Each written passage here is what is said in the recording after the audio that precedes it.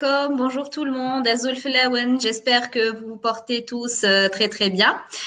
Alors, on a tous tendance à se former, à vouloir se former, mais on ne sait pas toujours comment choisir les bonnes formations, ni est-ce que ces formations auront justement un impact sur nous et justement, est-ce que ces formations ont le même impact sur nous personnes. Donc, pour en parler aujourd'hui, j'ai le plaisir d'accueillir Madame Célia Labhia, qui est responsable de la formation groupe au sein du groupe Hydrafarm et qui va nous détailler vraiment ce sujet. Donc, bienvenue Célia, marhaba bik, merci beaucoup de ta généreuse participation.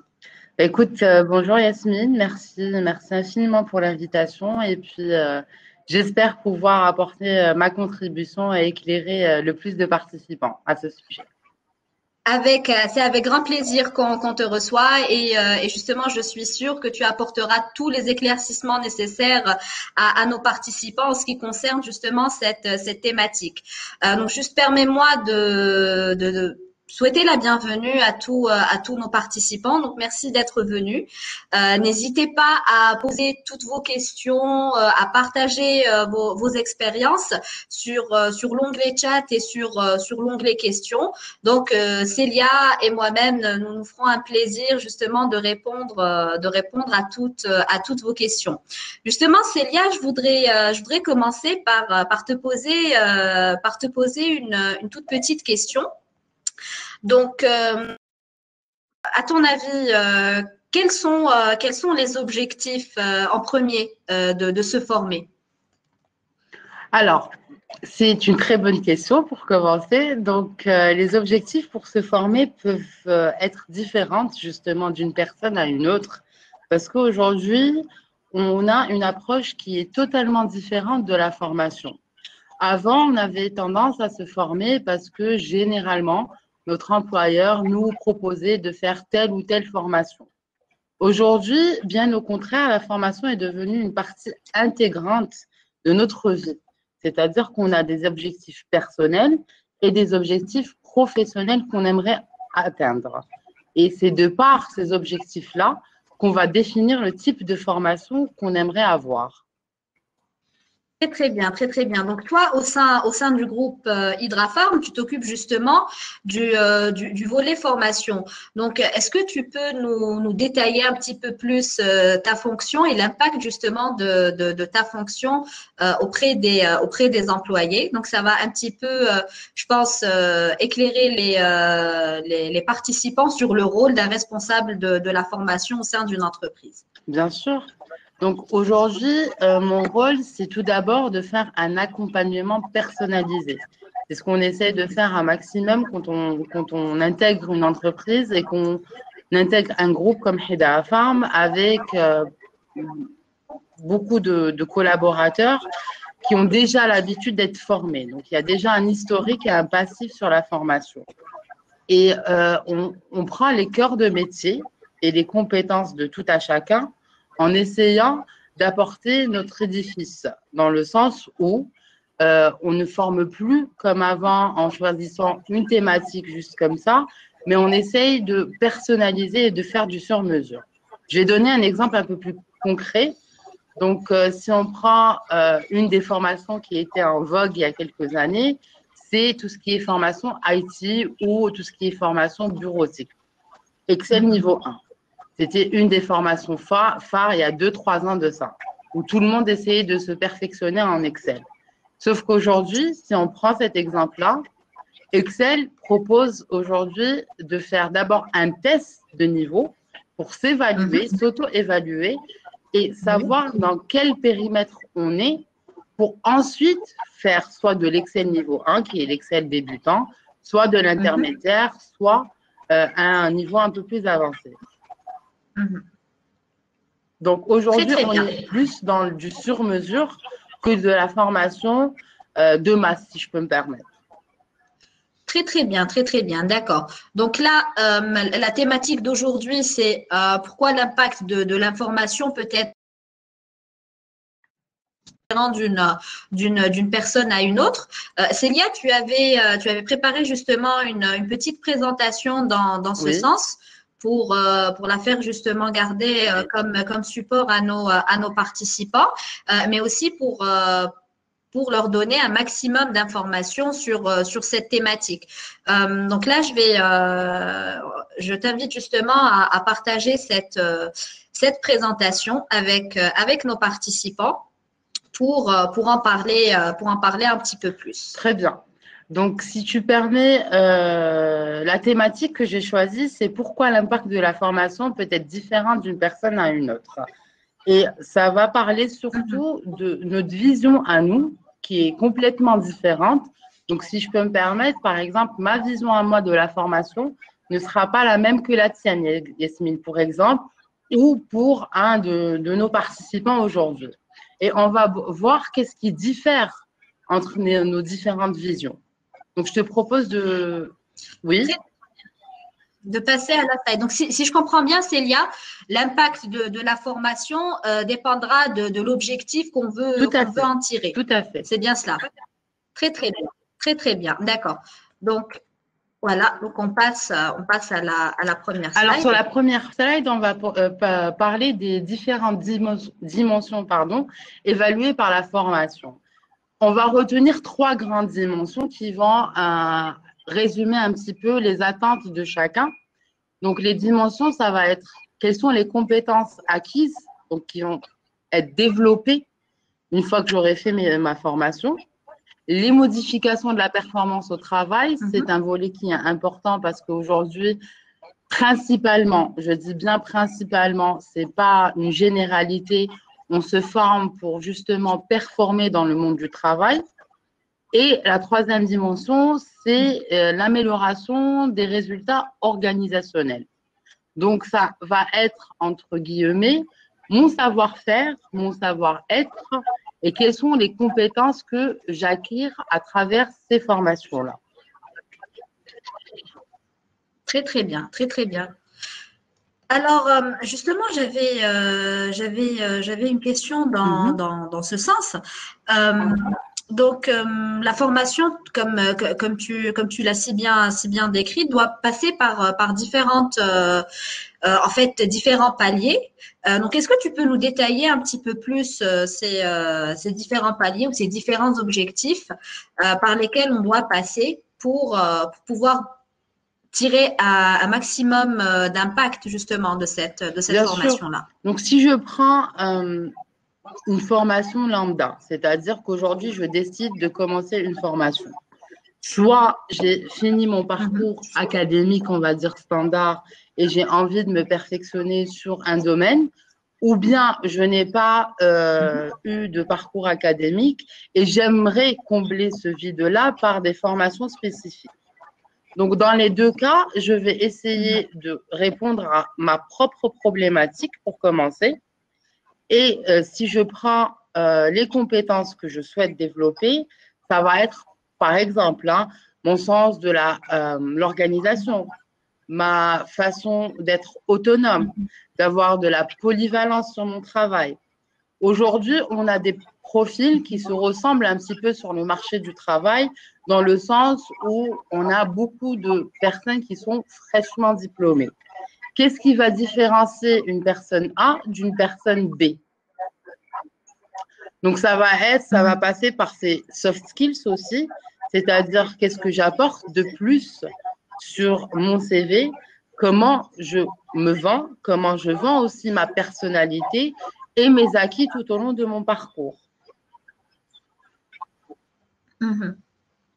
Très, très bien, très, très bien. D'accord.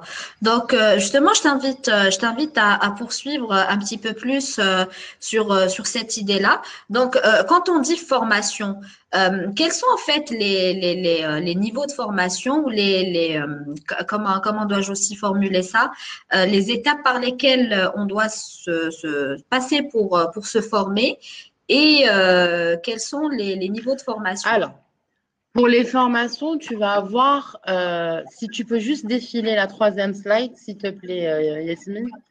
Oui. Donc, les formations, généralement, on va prendre l'autre slide, s'il te plaît. OK. Voilà. Donc, on va parler un petit peu des catégories de formation. Aujourd'hui, on a des formations qui sont les formations classiques. Ça va être les formations en présentiel. Donc, on est présent à une formation. On a notre formateur qui est présent dans la salle. Et sur ce volet-là, j'aurai deux options. C'est soit en inter-entreprise, soit en intra-entreprise. Donc, les deux ont bien évidemment leurs avantages. Donc, par exemple, dans l'inter-entreprise, c'est tout simplement la formation qui regroupe différentes entreprises qui se rejoignent sur un même thème. Là, ça te permet un certain partage d'expérience entre les différents participants et les collaborateurs, et chacun peut apporter un plus en donnant des cas qu'il a vécu. Donc, ça, c'est pour l'inter-entreprise. Pour l'intra-entreprise, c'est votre entreprise qui vous choisit une thématique et vous allez vous retrouver entre vous, entre collaborateurs. C'est aussi un moyen de se retrouver, surtout pour les grandes entreprises, avec des services qu'on ne côtoie pas au quotidien, avec lesquels on n'interagit pas au quotidien. Ça permet de consolider les liens et d'uniformiser aussi le discours quand on veut faire passer un message. On a un deuxième type de formation qui sont les formations en individuel. Donc, qui peuvent se faire très bien soit en présentiel ou en classe virtuelle. Donc, ça permet de condenser la formation et d'avoir, entre guillemets, un coach privé qui est là à votre disposition pour pouvoir vraiment vous faire un accompagnement de A à Z. Donc, ces formations-là permettent d'acquérir beaucoup d'informations en peu de temps. Et les formations en e-learning, donc c'est un petit peu les formations qui sont en vogue en ce moment, vu la crise sanitaire qu'on est en train de traverser malheureusement. Donc, c'est tout ce qui est formation en ligne, en digital, et soit avec formateur, soit directement des modules qui sont déjà prêts à l'emploi. Et à ce moment-là, ça va être une auto-évaluation et une auto-formation. D'accord, très bien. Justement, j'avais une question dans ce sens, Célia. Dans le cas où soit on n'est pas en entreprise et soit l'entreprise dans laquelle nous sommes ne peut pas justement nous offrir une formation en présentiel ou bien un accompagnement personnalisé, comment est-ce qu'on peut faire notre auto-évaluation? Donc, comment connaître nos propres besoins en formation? Ça, c'est le premier volet de ma question. Et le deuxième volet de ma question, quelles sont les formations qu'on peut suivre en e-learning et comment en tirer profit? J'imagine que certaines personnes ont peut-être besoin d'un encadrement pour suivre une formation et ce n'est pas vraiment évident de suivre des formations e-learning. Alors, Yasmine, je vais te répondre, mais juste parce qu'on a eu une question de monsieur Issam Mabrouk sur le slide précédent, voilà. Donc, je vais me permettre de lui répondre et de revenir vers toi. Donc, pour M. Issam, la question était quelle est la formation la plus efficace entre les trois? Donc, ça rejoint un petit peu ta question. Alors, entre les trois, tout dépendra encore une fois de vos objectifs personnels.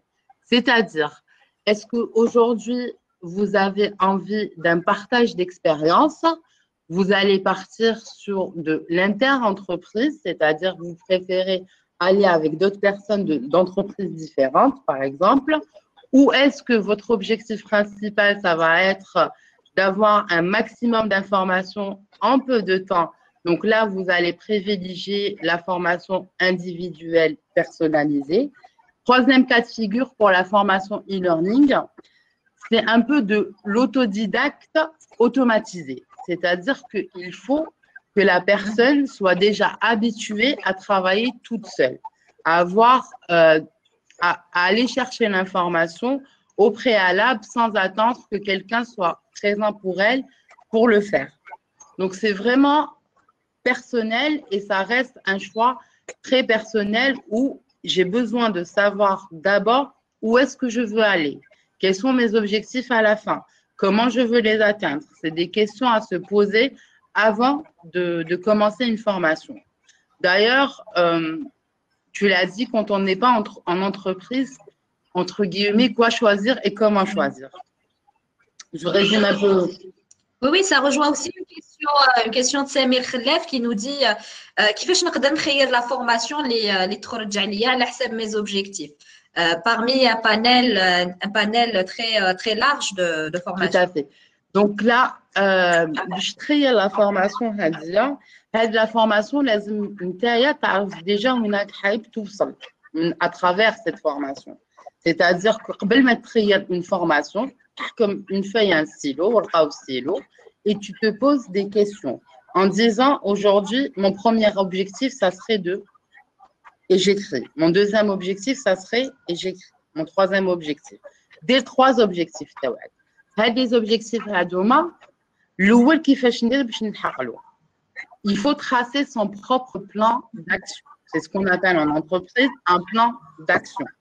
C'est-à-dire se donner un premier objectif, se fixer une méthodologie selon les différentes méthodes qui existent et se fixer une deadline. C'est-à-dire où peut-être je vais achever ce projet. Généralement, on a tendance à négliger la partie deadline. C'est-à-dire qu'on se dit, je vais faire cet objectif-là, je me donne, allez, une année, 1 an et demi. Non. La deadline est très importante. C'est ce qui va nous permettre aujourd'hui d'acquérir les compétences.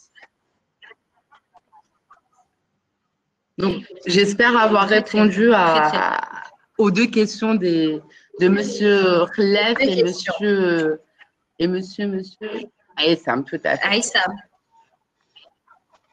Effectivement, effectivement. Très bien. Donc, je t'invite justement à poursuivre. Alors, si tu veux bien, on va dérouler la prochaine slide. C'est un volet qui est assez important dans la thématique. On va parler du processus de changement. Il y en a beaucoup. D'accord. Donc là, qu'est-ce que tu entends justement par changement? Justement. Il y en a beaucoup qui vont me dire quel est un petit peu le rapport entre le changement et la formation. Aujourd'hui, on ne peut pas ou voir plutôt les aspects positifs de la formation sans qu'il y ait une réelle prise de conscience au préalable. C'est-à-dire qu'une formation doit se faire de façon assez sérieuse en se fixant aussi des objectifs personnels à travers cette formation, même si elle est faite dans un cadre professionnel. Et on a cette pyramide-là qui est faite par Kurt Lewin, qui est un des plus éminents chercheurs en psychologie sociale et qui a défini le changement en 3 blocs très faciles et très distincts. Il a pris un bloc de glace en disant la première couche, c'est le dégivrement, si tu veux. Quand on dégivre, qu'est-ce qu'il y a? Donc, cette phase-là, en fait, c'est la prise de conscience, mais aussi la prise de conscience face à mes besoins qui ont changé, parce que l'être humain évolue. Donc, mes besoins d'aujourd'hui ne seront pas mes besoins de demain, et ce n'est pas mes besoins d'hier. J'évolue, donc mes besoins aussi changent. Et l'être humain est un petit peu à cette capacité de vouloir rester dans sa zone de confort. Donc, on a conscience qu'on a envie de changer, mais on a aussi du mal à changer. Donc, on a une certaine résistance qui se fait face au changement, qui est tout à fait normal et c'est humain. Donc, face à ça, dans le dégivrement, dans le unfreeze, comme il a appelé, je retrouve la prise de conscience, c'est-à-dire que j'ai envie de changer, j'ai envie de faire ma formation, ça devient un besoin pour moi de la faire et j'ai à la fois peur de la faire. J'ai une certaine résistance ou une certaine réticence à faire cette formation. Donc, c'est une étape qui est tout à fait normale. Vous avez des jeunes étudiants qui terminent leur cursus, par exemple, et qui se posent la question, est-ce que je fais mon master ou je ne fais pas mon master? En sachant qu'ils sont très hésitants, qu'ils pèsent le pour et le contre, c'est tout à fait normal. douter, se poser des questions, c'est bon signe, bien au contraire. C'est-à-dire que la chose nous tient à cœur. Donc ça, c'est la première phase. La deuxième phase, c'est the change, c'est-à-dire comment je vais gérer ce changement-là sur ma personnalité. Et c'est un état de transition qui est en perpétuel mouvement. Pourquoi? Parce que je suis dans une phase où j'absorbe beaucoup, beaucoup, beaucoup d'informations. C'est le moment où je suis en formation, c'est-à-dire que je suis en train d'apprendre de nouvelles choses. Donc là, mon cerveau, qu'est-ce qu'il fait? C'est un peu une éponge qui est en train d'absorber toutes les informations qu'il reçoit. Donc ça, c'est la deuxième phase. La troisième phase, qui est une des phases la plus importante, même si les deux précédentes sont très importantes et je ne pourrais pas arriver à la troisième si je ne fais pas la première et la deuxième, c'est consolider le changement. Ça veut dire quoi? J'ai pris conscience, j'ai évalué mes besoins, j'ai fait en sorte de répondre à mon besoin, mais aujourd'hui, je dois aussi pratiquer ce que j'ai appris. C'est renforcer les comportements. Donc, quand j'apprends, je mets en pratique, logiquement. Quand je mets en pratique, je ne me contente pas uniquement de mettre en pratique, mais j'essaye aussi de le partager autour de moi. Donc là, on appelle ça un transfert de compétences.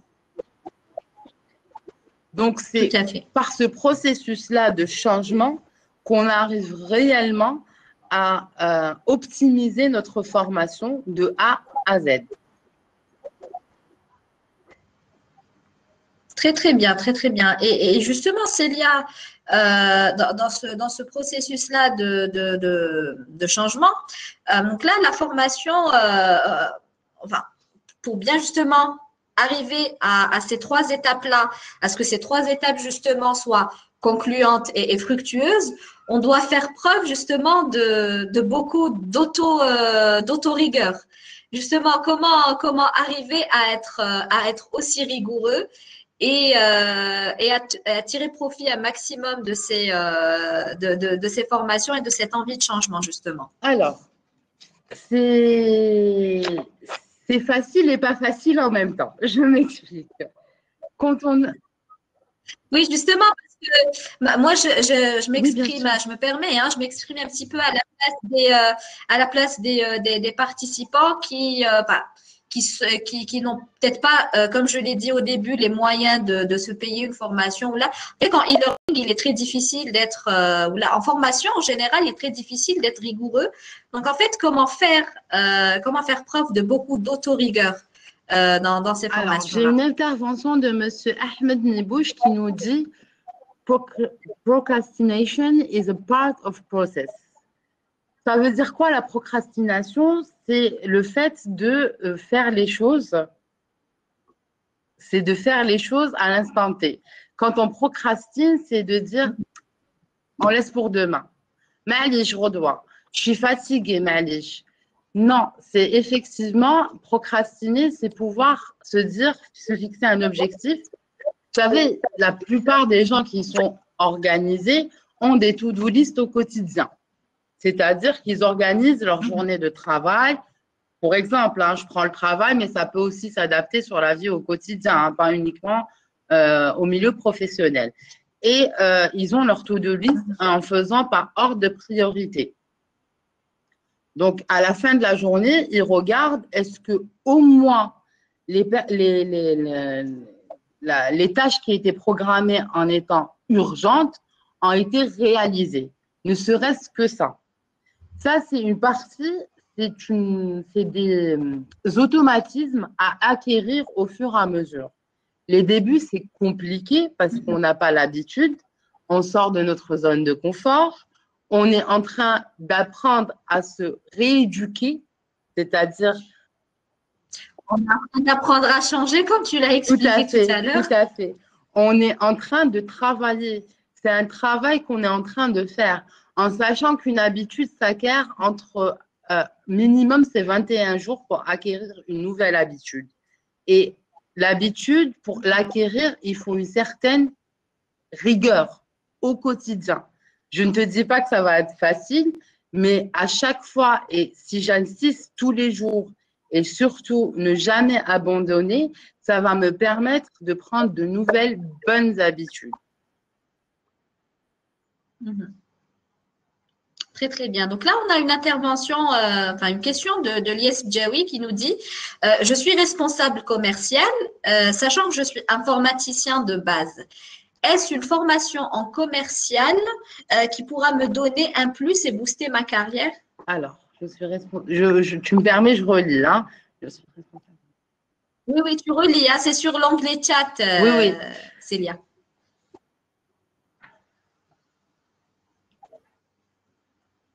Alors, apparemment, Yasmine, pardon, oui, Yasmine nous a quittés, mais je vais répondre. Donc, monsieur. Ok, parce que je ne te voyais plus. Alors, pour répondre à la question de monsieur Lies Bjawi, donc, est-ce que je suis responsable commercial, sachant que je suis informaticien de base, est-ce une formation en commercial pourra me donner un plus et booster ma carrière? Aujourd'hui, pour ma part, et ça va être une réponse assez personnelle, pour moi, toutes les formations sont bonnes à prendre. Je m'explique, parce que dans le premier slide qu'on avait vu, on avait parlé des compétences développées. Et parmi les compétences développées, on avait aussi parlé de polyvalence. La polyvalence, c'est pouvoir être un petit peu un multitâche. Aujourd'hui, avoir une double casquette vous permettra toujours de pouvoir booster votre carrière. Donc, pour moi, ça ne peut être que bénéfique pour vous. Voilà. Très, très bien, très, très bien. Donc, justement, je t'invite à poursuivre dans ta lancée. On a Célia. une autre question de M. Samir Khlef sur l'anglais question. Effectivement. Il dit خطرات تحب دير فورماسيون بصح ما تقدرش تلقى مخك وسؤال كيفاش نقدر نحفز روحي. Alors, ça rejoint un petit peu ce qu'on a dit, c'est-à-dire le processus du changement. Donc, au lieu de vouloir directement faire une formation, c'est d'abord essayer d'acquérir de nouvelles connaissances. Pas forcément en passant par la formation, mais plutôt en disant, aujourd'hui, je vais essayer de me discipliner à pouvoir, par exemple, lire un livre. Aujourd'hui, la lecture aussi fait partie du développement des compétences. C'est-à-dire que si j'arrive à lire un chapitre, 2 chapitres aujourd'hui, demain, je serai capable de lire un livre et ça va me permettre d'acquérir de nouvelles informations. Toute information qui va me permettre de me développer est bonne à prendre, pas uniquement la formation avec le formateur ou le e-learning. Effectivement, effectivement. Donc, on a dit, en fait, toute information est bonne à prendre, quelle qu'en soit la source et quelle que soit justement la méthode qu'on utilise. Hein. Donc, que ça soit qui m'a une formation, la lecture d'un article, le visionnage d'une vidéo, tout ce qu'on peut apprendre, acquérir comme nouvelle connaissance est important et bon Bien à prendre sûr. également. Même les webinars, pour les personnes qui sont en train de participer, ça sera toujours un plus pour eux. Hein. Effectivement. D'ailleurs, nous avons quelques personnes qui sont habituées, qui n'en ratent aucun. Donc je les salue. Ça fait plaisir. Effectivement, effectivement. Voilà. Alors, je t'invite justement à poursuivre. Donc, si tu peux passer à la prochaine slide, s'il te plaît. Yes. Alors, donc là, on avait parlé du changement. Maintenant, on va parler de l'adaptation face au changement. C'est quoi l'adaptation?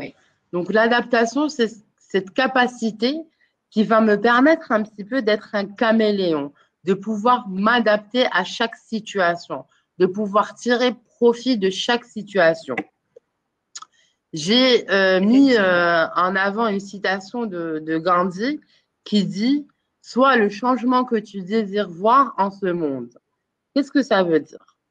Ça veut dire, au lieu de se positionner en disant, oui, mais j'aimerais changer, mais j'arrive pas à changer, j'ai du mal à changer, et moi, je comprends pas les gens qui arrivent à changer facilement.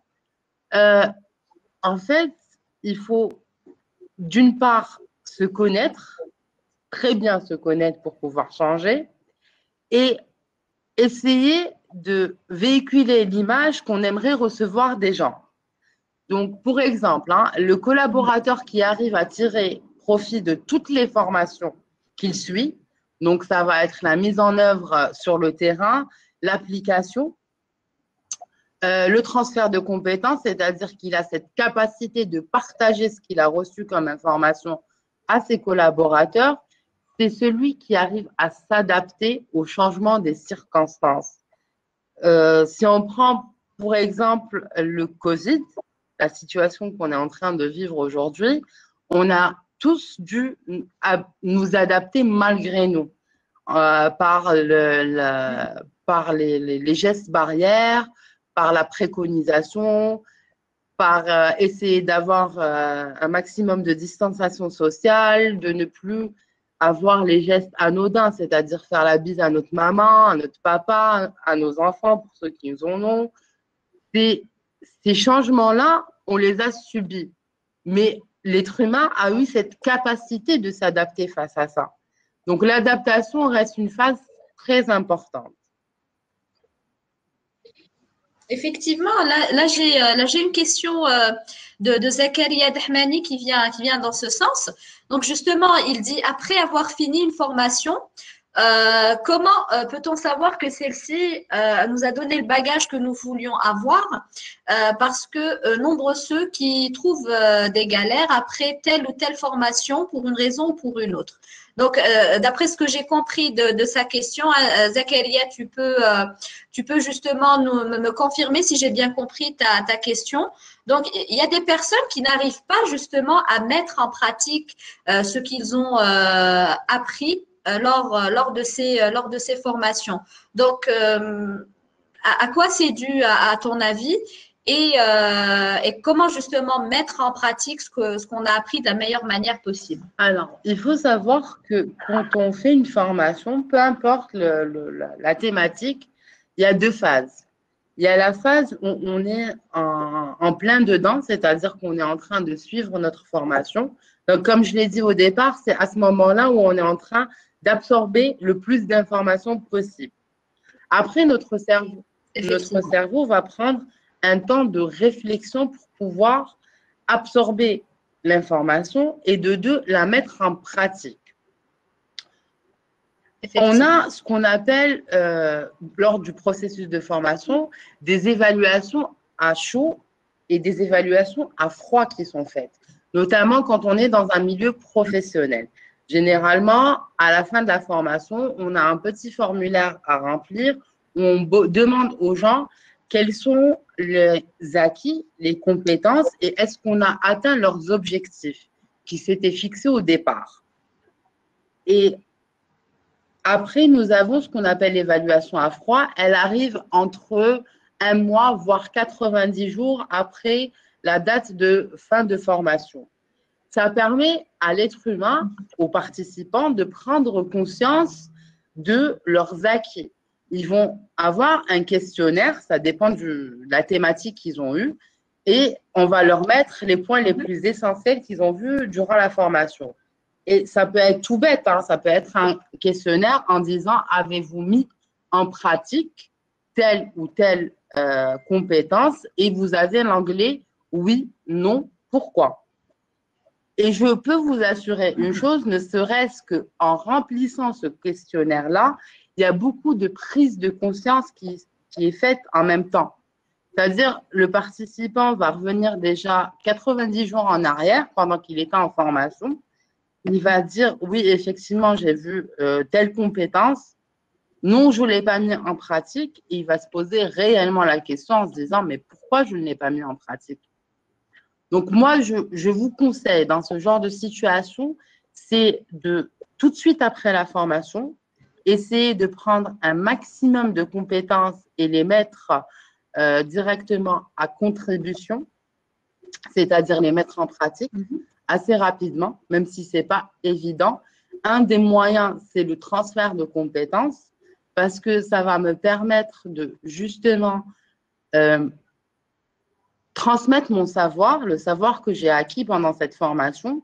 Et en transmettant ce savoir-là, inconsciemment, je deviens responsable de ce que j'ai transmis. Donc, je vais me surveiller 2 fois plus. Exemple, si demain, j'ai eu une formation dans la gestion du temps et des priorités, juste pour exemple, hein, et pendant ma formation, j'ai appris que pour avoir une bonne gestion du temps, je dois savoir déléguer auprès de mes collègues. J'arrive le matin, donc je prends mon collaborateur et je lui explique la situation en lui disant aujourd'hui, tu as ces capacités-là et j'aimerais bien qu'on les développe ensemble. Quand tu prends gage de cette personne-là, c'est-à-dire que tu la mets en aparté, tu lui expliques ce que tu attends d'elle et tu la montes en compétence, tu te dois par acquis de conscience de donner l'exemple. Tu ne peux pas transférer certaines compétences si toi-même tu ne les as pas. Donc, c'est un moyen comme un autre de pouvoir mettre en pratique assez rapidement ce qu'on a acquis durant la formation. Parfait, parfait, Célia. Justement, Célia, donc tu préconises, même si on n'est pas peut-être en entreprise, même si on suit une formation seule, tu préconises à ce qu'on fasse son auto-évaluation à chaud et à froid de cette formation-là, qu'on puisse lister les compétences qu'on a acquis durant cette formation, de les mettre rapidement en pratique et par la suite de refaire une autre auto-évaluation après 90 jours et voir si ces compétences-là ou si ces réflexes-là se sont bien implémentés dans notre façon de faire au travail ou bien sur notre personne, si c'est des formations en développement personnel qu'on a suivies. Tout à fait. Et dans le cas où on n'a pas réussi à mettre en pratique, c'est de se fixer des moindres objectifs, mais à plus court terme. C'est-à-dire que si avant c'était sous 90 jours, la prochaine auto-évaluation, je la ferai sous 1 mois, par exemple. Effectivement. Très, très bien, très, très bien, très, très bien. Donc, justement, je t'invite à poursuivre, Célia. Donc, on passe à la slide suivante. Alors, on avait parlé du changement. Maintenant, on va parler de la réussite, la fameuse réussite. Donc, la réussite aujourd'hui est un mot qui revient assez souvent.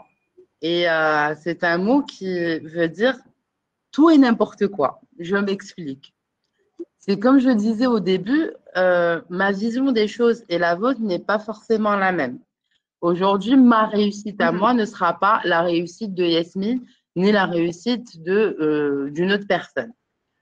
J'aimerais vous laisser aller 2 petites minutes et vous me donner un mot qui peut définir pour vous la réussite ou un symbole de réussite pour vous, si ça ne te dérange pas, Yasmine.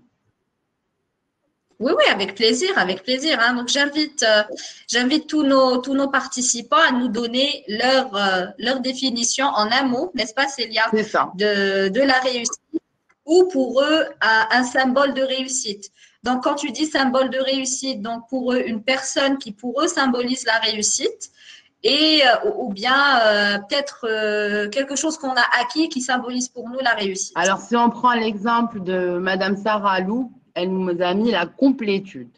Donc oui, elle a raison. La complétude pour elle est un symbole de réussite. Donc moi, ce que j'aimerais à travers ce petit exercice que je vous ai demandé, c'est que vous preniez conscience qu'aujourd'hui, il y a 2 types de réussite. Il y a la réussite personnelle, c'est-à-dire ma propre définition de la réussite, et il y a la réussite sociale. Quand je parle de réussite sociale, c'est un petit peu les images qu'on a l'habitude de voir à la télévision. Donc, pour nous, la réussite a aussi un lien direct avec la richesse. Alors que la richesse est complètement différente d'une personne à une autre. Donc, je me permets, je vais lire un petit peu les réponses des participants. Donc, on a réalisé les objectifs assignés pour M. Lies Jawi. On a la réussite pour moi, c'est l'atteinte des objectifs avec succès. Selma Lalem, c'est atteindre ses objectifs. Et Kahina Hamisi, c'est atteindre ses objectifs aussi. Donc, pour la plupart, c'est vraiment atteindre ses objectifs. Donc, on revient toujours à l'atteinte d'objectifs. Alors, voilà, Ahmed Nibouche qui dit job satisfaction, être le meilleur dans ce qu'on veut. Là, Samir Khelef dit apprendre à être patient, donc il dit sabr sur la partie question. Oui. Donc, reste que beaucoup de personnes définissent la réussite dans l'atteinte de ces objectifs. Tout à fait. Donc, il y a Madame Saralou qui me dit, mais ces deux types de réussite se rejoignent. Si pour vous, les deux types de réussite se rejoignent, vous avez totalement le droit. Moi, ce que j'aimerais vous faire comprendre, c'est que la réussite reste propre à tout à chacun. C'est-à-dire, aujourd'hui, pour certaines personnes, réussir, c'est quoi? C'est avoir une belle voiture, une belle maison, s'habiller bien, voyager. C'est un petit peu la réussite sociale que tout le monde nous vend. C'est the American Dream, si on veut. Pour d'autres, la réussite, ça va être plutôt le côté familial. C'est fonder sa famille, avoir des enfants en bonne santé. D'autres, ça va être sur le plan professionnel, c'est-à-dire être responsable, se fixer des objectifs, atteindre ses objectifs. Chacun de nous a sa propre vision de la réussite. J'avais posé une question à mes collaborateurs en formation en leur posant ces 5 questions-là que vous pouvez voir vous pouvez retrouver sur le slide, qui sont réussir dans la vie. Est-ce que ça veut dire réussir sa vie professionnelle? Donc, Sarah, j'imagine que pour vous, la réponse est oui, puisque vous avez un petit peu jumelé les deux, mais vous pouvez me dire si c'est le cas. Est-ce que je dois être riche pour réussir dans la vie? Je m'en doutais un petit peu. Je réponds aux commentaires de Sarah qui me dit oui. Donc, dois-je absolument aller à l'université pour avoir un doctorat? Suis-je obligé d'être bon à l'école? Suis-je obligé de faire un métier que mes parents veulent que je fasse? Donc, chacun, pour nous, la réussite se définit d'une façon différente. Mais la réponse est non. Chacun de nous a sa propre vision de la réussite. Personne n'est là pour vous dire comment réussir. Vous allez vous mettre vos objectifs et c'est à vous de définir vos objectifs. Atteint ou non atteint, c'est un choix personnel. C'est à vous de définir votre réussite. Et il y a une phrase qui revient souvent quand on parle de réussite, c'est le fait que ça soit un sentiment de satisfaction de soi, qui est un sentiment très, très important pour pouvoir avoir cette réussite. Aujourd'hui, je ne pourrai jamais réussir dans la vie si je ne suis pas satisfaite de moi-même. Si tu permets, Yasmine, je vais te demander de passer à la deuxième slide pour mieux comprendre. Yes. Merci. Alors, on a parlé de satisfaction de soi. Aujourd'hui, j'ai besoin d'être satisfaite de moi-même pour me sentir en confiance et pour sentir que je peux réussir dans la vie. Sauf que je ne peux pas être satisfaite de moi-même si je ne me connais pas. C'est un sujet qui est très important, notamment dans le domaine de la formation, et je vais vous expliquer le lien entre les deux. La connaissance de soi. Donc, comment je me perçois? Première question, c'est comment je me perçois. Alors, dans cette question-là, il faut se connaître, bien évidemment, il ne faut ni se surestimer, ni se sous-estimer. Il faut essayer d'être très objectif envers soi-même. Ce n'est pas évident parce que nous sommes des êtres humains et que chacun d'entre nous a sa vision des choses. Donc, moi, je peux vous dire, par exemple, j'ai telle ou telle qualité et tel défaut. Les personnes qui me côtoient au quotidien vont me dire, ah bon, je ne savais pas. C'est ma façon de me voir. C'est pas une façon de vous dire, est-ce que vous connaissez cette personne ou vous la connaissez pas. C'est sa façon de se voir, elle. Donc ça, c'est très important. Et une des manières de se connaître le mieux, c'est tout simplement, encore une fois, de se poser, d'être honnête envers soi-même et de se regarder devant une glace et de se dire, allez, qu'est-ce que je pense réellement de moi? Donc ça, c'est une première étape. Alors, deuxième étape, comment je gère mon stress? La gestion de stress est un grand volet aussi parce que chacun d'entre nous gère le stress de façon complètement différente. Vous avez des personnes qui vont se booster avec le stress. C'est-à-dire que pour eux, le stress, ça va leur permettre de se surpasser, d'aller au-delà de leurs compétences. D'autres personnes, le stress va avoir ça va être un élément qui va plus les freiner, qui va qui va un petit peu les remettre très très vite en question. Ils vont se dire oui, mais peut-être que je ne suis pas fait pour ça ou je ne pourrai pas carrément y arriver. Ça va les démotiver. Donc la gestion de stress, c'est encore une fois propre à tout à chacun. Alors, j'ai des intervenants qui me disent, comme Madame Sihem Belkacem, avoir l'équilibre entre la vie professionnelle et la vie personnelle. L'équilibre entre sa vie professionnelle et sa vie personnelle, pour vous, est très important. Vous avez tout à fait raison et vous avez le droit. Pour d'autres, ça va être privilégier leur vie professionnelle. Pour une autre personne, ça va être privilégier leur vie personnelle. Donc, l'équilibre, effectivement, c'est l'idéal, c'est de trouver son équilibre dans tout dans la vie, mais chacun, encore une fois, sa vision des choses.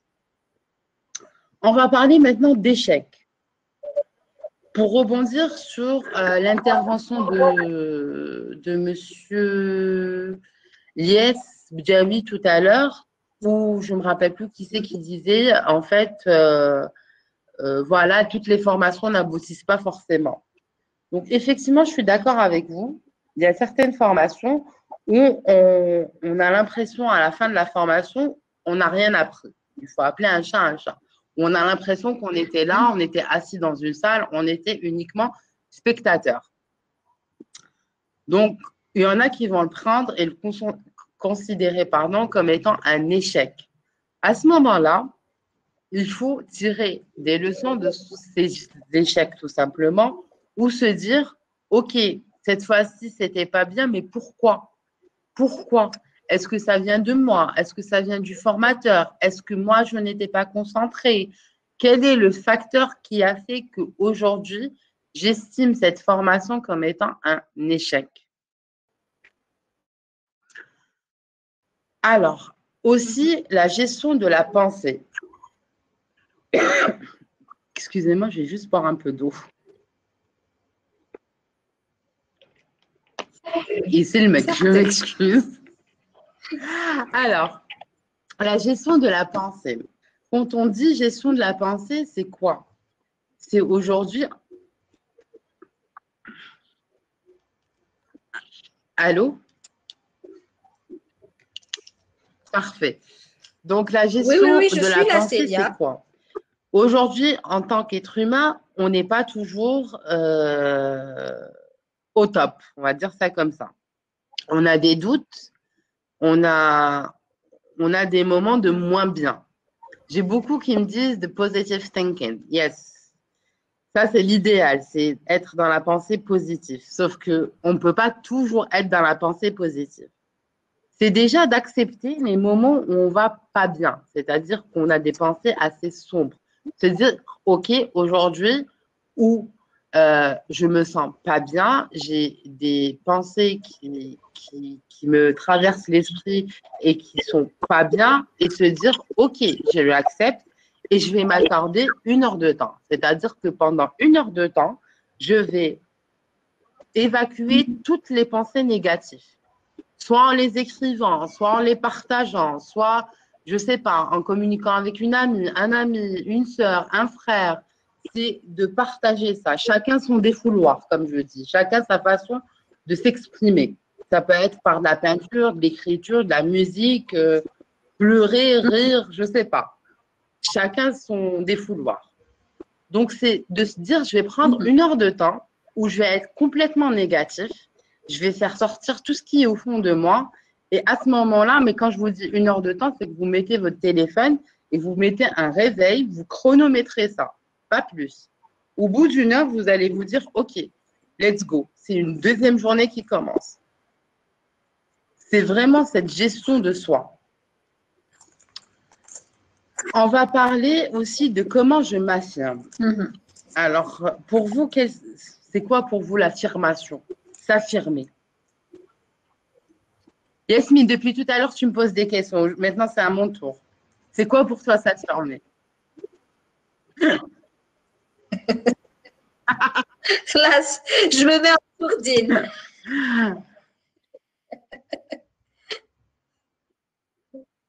L'assertivité. Il y a Djelel qui nous dit l'assertivité. Alors, s'affirmer, c'est pas aller chez une personne et lui dire, bah, écoute, franchement, moi j'ai raison, toi tu as tort, et c'est ma vision des choses et c'est comme ça et pas autrement. Non, c'est cette faculté qu'on a de dire les choses et d'expliquer notre point de vue sans pour autant aller à l'encontre des valeurs ou des opinions des autres. Pardon, Yasmine? La pensée de l'autre, peut-être. Sans pour autant empiéter la pensée de l'autre c'est tout ou simplement les donner valeurs de son l'autre. point de vue, ne pas avoir peur d'avoir un avis, une vision des choses, de la partager avec une autre personne, tout en respectant l'opinion de cette personne.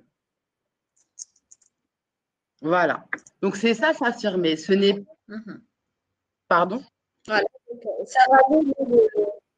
Sarah Lou nous dit effectivement bien expliquer sa vision dans le respect. Alors, et une des questions à se poser aussi, c'est est-ce que je m'aime? Est-ce que je m'aime? C'est une question qui va vous sembler bizarre, qui se trouve là, alors qu'on est en train d'aborder un sujet de formation, mais c'est une question qui reste importante. Pourquoi? Parce qu'aujourd'hui, si je ne m'aime pas, je ne pourrai pas me vouloir du bien, tout simplement. Et si je ne me veux pas de bien, je ne veux pas aller de l'avant. Je ne veux pas prendre conscience que j'ai besoin de changer et je ne ressens aucun besoin de me former pour acquérir de nouvelles connaissances et compétences. Et pour finir, je vais passer à comment je communique. Donc, la communication reste très, très importante. C'est-à-dire qu'aujourd'hui, si j'ai envie de partager mon expérience et si j'ai envie de communiquer certaines choses, je dois le faire sans pour autant, encore une fois, heurter la personne qui est en face de moi. Et on a ce qu'on appelle un canal de communication qui est souvent crypté, on va dire ça comme ça.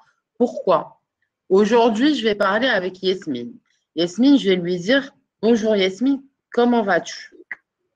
Ok. Yasmine va parler avec Sarah. Elle va lui dire, tu sais, Célia, elle m'a dit, si j'allais bien, pour vous, c'est la même chose. Sauf que ça peut avoir un sous-entendu différent. Comment vas-tu? Et si j'allais bien, ça, c'est pas la même chose. Si j'allais bien, ça sous-entend peut-être qu'il y a anguille sous roche, que je ne vais pas bien ou que j'ai l'air pas bien. Donc, le canal de communication est très important. On a une question de Madame Siham Belkacem qui dit « Comment travailler sur soi pour pouvoir s'affirmer dans son travail ?» Alors, déjà pour commencer, quand je dis s'affirmer, il ne faut pas faire l'amalgame, c'est-à-dire ne pas se tromper en disant s'affirmer et hausser la voix. On a tendance à vouloir s'affirmer en haussant le ton, c'est-à-dire en parlant un peu plus fort que d'habitude. Non, ce n'est pas ça. C'est tout simplement pouvoir dire les choses. Aujourd'hui, j'ai peur de le faire. Demain, je ne vais pas dire tout ce que j'ai envie de dire, mais je vais dire une partie de ce que j'ai envie de dire. La prochaine fois, ça va être une autre partie. Et petit à petit, je ne vais plus avoir peur de l'opinion et du regard des autres et je vais tout simplement acquérir cette capacité de m'exprimer devant mes collègues, de donner mon opinion devant mes collègues.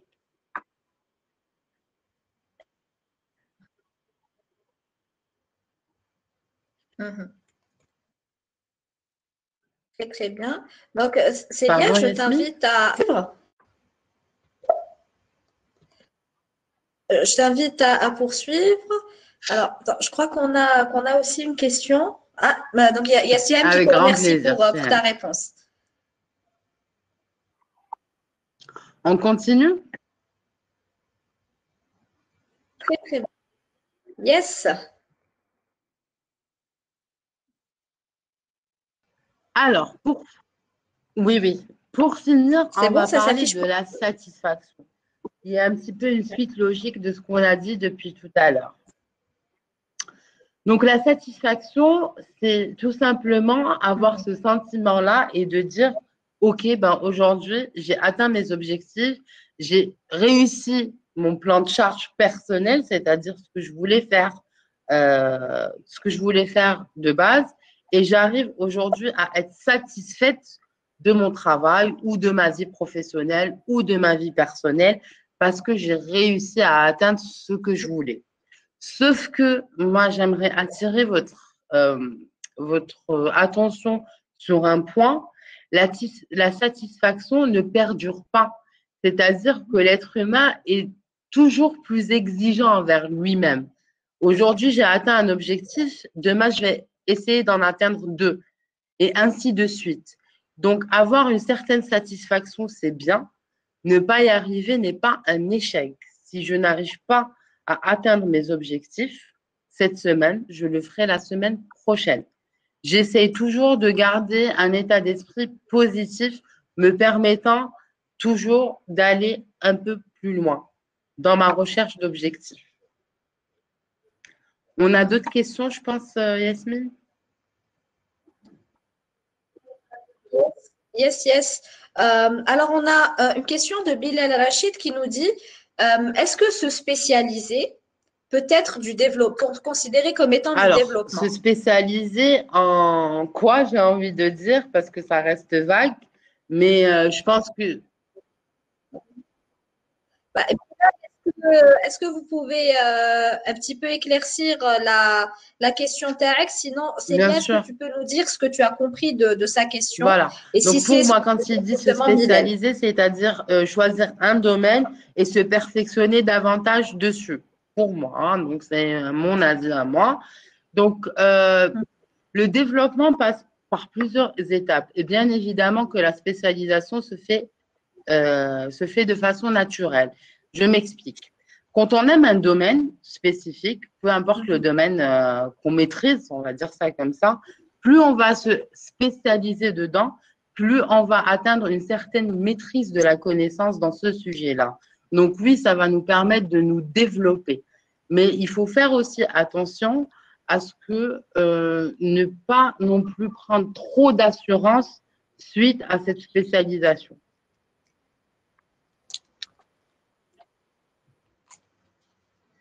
Très, très bien. Là, on a aussi une question de Aïssam qui nous dit je pense que la communication est un atout par rapport aux autres critères. Donc là, on revient au slide précédent de la connaissance de soi. Et il dit la formation en communication, comment communiquer, est-elle nécessaire justement dans cette Alors, partie-là de connaissance de soi. alors c'est comment communiquer. La formation comment communiquer est-elle nécessaire? Vous avez, encore une fois, pour moi, Effectivement. toutes les formations sont importantes. Maintenant, ça dépendra de ce que vous voulez ou quels sont vos objectifs dans la communication. Parce que quand on parle de communication, c'est un volet qui est très, très large et qui enveloppe beaucoup de sujets, notamment la PNL, la programmation neurolinguistique, par exemple, où vous avez aussi dans la communication, vous avez la communication verbale, la communication non verbale. Donc, c'est vraiment un sujet qui est très, très large. Donc, c'est à vous de définir vos objectifs pour pouvoir par la suite spécifier votre formation selon vos objectifs et vos attentes à vous.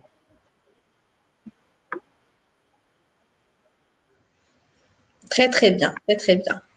Donc, là, j'aurais également une petite question éventuellement à te poser, Célia. C'est que justement, on a défini nos objectifs par rapport à une formation et justement, on a fait la part des choses. Donc, on a défini ce qu'on a acquis de notre formation, on l'a mis en pratique. En fait, on se dit toujours que la formation doit être continue. Donc là, à quel moment tu préconises de prendre une autre formation? Est-ce qu'on peut prendre plusieurs formations à la fois ou bien est-ce qu'on doit attendre de finir une formation, de voir son impact, d'appliquer ce qu'on a acquis pour ensuite passer à une autre formation, ou bien est-ce que tu Alors, préconises de prendre pour plusieurs répondre à ta formations à la question, fois? tout dépendra de la personne. Vous avez des personnes qui ont besoin d'avoir ce qu'on appelle des résultats palpables. C'est-à-dire qu'ils vont préférer faire une formation, la terminer, faire la formation de A à Z, la terminer et de voir quels sont les acquis suite à cette formation-là. Et de voir est-ce que cette formation a été mise en pratique. Et tu as d'autres personnes qui ont besoin d'avoir une vue globale ou une vue d'ensemble, qui vont préférer notamment faire 2, 3 formations en parallèle et par la suite de voir est-ce qu'ils arrivent à mettre tout en place. Moi, ce que je peux préconiser d'après mon expérience, c'est de commencer d'abord par se familiariser avec les formations, c'est-à-dire tout dépendra de notre niveau de formation, est-ce qu'on a l'habitude. Pour les personnes qui n'ont pas l'habitude, partir sur une thématique, la faire, pouvoir valider ses acquis, c'est-à-dire la mettre en pratique et par la suite essayer de passer à une autre formation. Très, très bien, très, très bien, très, très bien. Moi, pour ma part, je n'ai pas, je n'ai pas d'autres questions, Célia. Donc justement, on était à cette slide. Je ne sais pas si tu as fini justement d'en parler ou est-ce qu'il y aurait autre chose éventuellement à rajouter? Alors, je voudrais reprendre un petit peu les notions de la satisfaction. Alors, être Mhm. satisfait pour nous, c'est aussi une façon de combler nos besoins. C'est-à-dire que, comme vous avez pu dire, comme les participants ont pu le dire, c'est d'atteindre ses objectifs et être content à la fin quand on atteint nos objectifs. Moi, ce que j'aimerais, et c'est un peu se répéter, mais je vous le dis, si vous n'arrivez pas à atteindre vos objectifs, ne jamais abandonner. Ce n'est pas une fin en soi. Si vous n'arrivez pas à atteindre vos objectifs, reposez-vous les questions, le pourquoi du comment et faites-vous votre propre plan d'action pour essayer d'atteindre un maximum vos objectifs. Mais on ne lâche absolument rien. Voilà. Très très bien, Célia. Après, j'aurais peut-être une dernière question pour toi, Célia. Donc là, on est dans un contexte un peu particulier de crise sanitaire, hein, de la COVID-19. On a peut-être plus tendance à avoir recours à des formations en e-learning, peut-être même qui émanent d'une volonté personnelle. Donc justement, comment faire en sorte à ce que ces formations soient bénéfiques et puissent s'appliquer Alors, correctement tout à à notre fait, quotidien? Yasmine. Aujourd'hui, comme tu as pu le dire, on est un peu à l'heure de la formation 2.0 malgré nous. C'est-à-dire qu'on n'a pas trop le choix suite à la crise sanitaire que nous traversons. Donc, généralement, on n'a pas cette culture du digital en Algérie. On n'a pas forcément l'habitude de se former en ligne. Il faut se mettre une certaine discipline à travers cette formation-là. C'est-à-dire se positionner dans notre état d'esprit en se disant que c'est exactement la même chose qu'en présentiel. Je vous donne un exemple concret. Si votre formation se passe sur plusieurs séances en e-learning, exemple, c'est 3 séances par semaine de 14 heures à 16 heures. Vous allez effectuer votre 3 séances par semaine et ne pas se dire c'est pas grave, je ne fais pas la deuxième séance, j'assisterai à la troisième séance et j'aurai le résumé qui me sera envoyé par mail. Non, c'est avoir une certaine discipline et se mettre un petit peu la pression comme si c'était du présentiel ou avoir les mêmes habitudes que en présentiel. Très bien, Célia. Donc justement, parmi nos participants, est-ce qu'il y aurait d'autres questions? Et de ton côté, est-ce qu'il y aurait certaines choses peut-être que tu souhaiterais demander à nos participants, peut-être un partage d'expérience ou tout simplement les conseiller justement Bah pour bien écoute, oui, réussir dans leur Yasmine, bien sûr, formation? j'invite tout le monde à partager un petit peu son expérience et ne pas hésiter à poser leurs questions avec grand plaisir. Effectivement. Si c'est cela, est-ce que tu pourrais éventuellement te rendre disponible à nos participants à la fin de ce webinaire pour répondre à leurs Avec grand questions, plaisir. éventuellement les orienter? Super, Célia. Donc,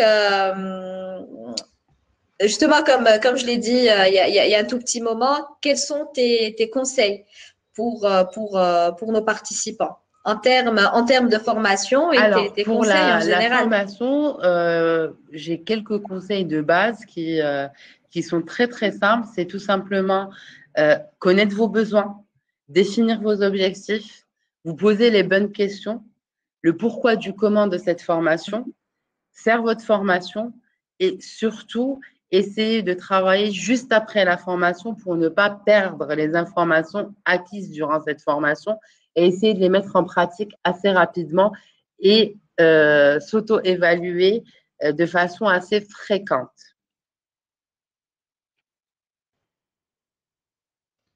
Très bien, très bien. Et justement, comment bien C'est un petit s'auto-évaluer, peu en reprenant ma Célia? petite feuille de route, c'est-à-dire que avant de faire ma formation, je vais définir mes objectifs, mes attentes suite à cette formation et les compétences qui vont être acquises. Une fois ce travail fait, je vais reprendre ma petite feuille de route et me dire que aujourd'hui, je vais définir un plan d'action en fonction des compétences que j'ai acquises. Et c'est ce plan d'action-là qui va me servir tout au long de mon auto-évaluation.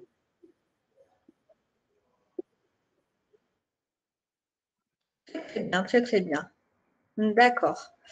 Euh, D'accord. Bah, écoute, Célia, là, je pense qu'on a peut-être une dernière question à prendre Oui, de la part de Sihem Belkacem, qui nous dit actuellement, je fais une année sabbatique. Pourriez-vous m'orienter vers quelques formations spécifiques pour mieux en je bénéficier répondrai à cette Madame année? Belkacem, quels sont vos objectifs derrière cette formation ou qu'attendez-vous? Quelles sont vos attentes?